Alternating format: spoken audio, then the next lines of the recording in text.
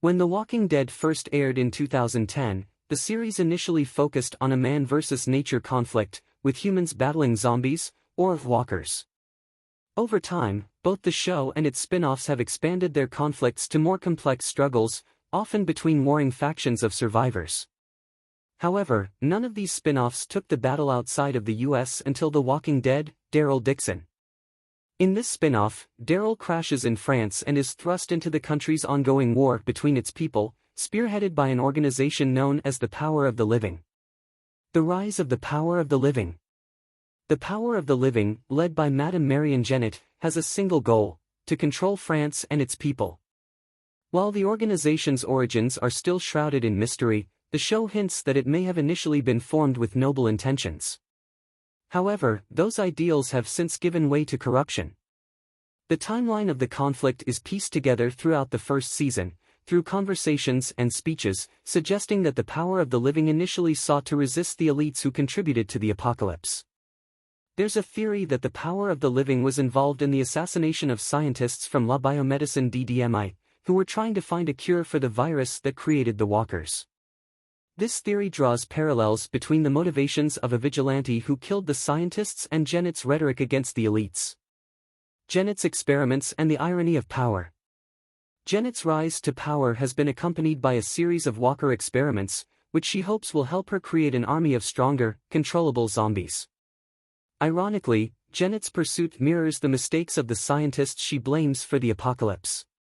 Her attempts to wield the virus as a tool of control may backfire in the same catastrophic way, despite her original anti-elitist stance.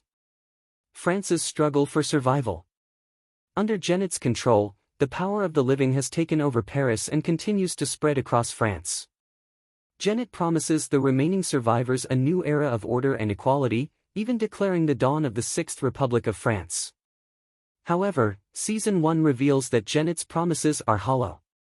Her vision of equality masks a class divide, where elites live in luxury while ordinary survivors struggle under the watchful eye of armed enforcers known as guerriers. This hypocrisy is especially evident in the placement of survivors during Jennett's speeches. Those in worn-out clothes are kept at a distance while her close allies flaunt their wealth.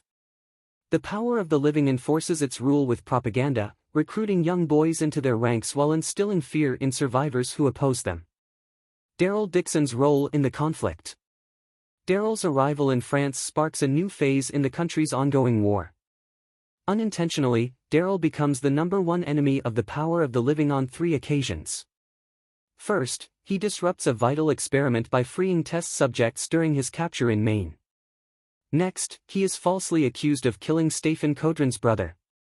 Finally, Daryl kills several guerriers in defense of the Abbey of St. Bernadette, sealing his position as a threat to Jennett's regime.